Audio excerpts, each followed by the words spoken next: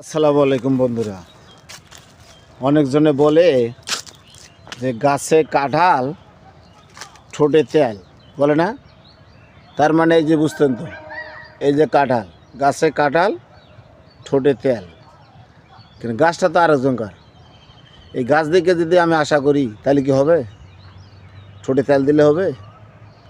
গাছ হলো আরেকজনকার, আমি ঠোঁটে তেল দিয়ে রাখলাম তাই হইব? গাছ নিজেই কাটতে হবে।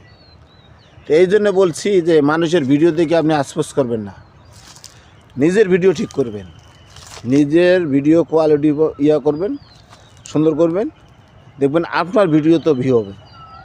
আপনি আরেকজনের কাছে কাঁঠাল দেখিয়া আপনি ঠোঁটে তেল দিয়ে থুলেন তাহলে হবে না। আপনার নিজের ভিডিও কোয়ালিটি সুন্দর করতে হবে, তাইলে আপনার ভিডিওতে ভিউ হবে। তখন আপনার ভিডিও মানুষে দেখে আশপাশ করবে যে দেখেন ভিডিও সার্চে কত সুন্দর ভিউ হইতেছে। কিন্তু আপনি যদি আরেকজনের ভিডিও দিকে আশপাশ করেন তাহলে হবে না, কাজ করতে হবে না, কাজ ছাড়া তো আপনার ভিডিওতে ভিউ হবে না। তো এই জন্য বলছি গাছে কাঁঠাল ঠোঁটে তেল বলে না, তো এইটা বললে কাম হবে না। কিন্তু গাছ হলো আরেকজনকার, আপনি ঠোঁটে তেল দিয়ে রাখছেন তাহলে তো হবে না। এই জন্যে ভিডিও আপনার ছাড়ার আগে আপনার কোয়ালিটিফুল ভিডিও বানাইতে হবে এবং পাশাপাশি কাজ করতে হবে, তাইলে আপনার ভিডিও বাড়বে, ভিউ বাড়বে।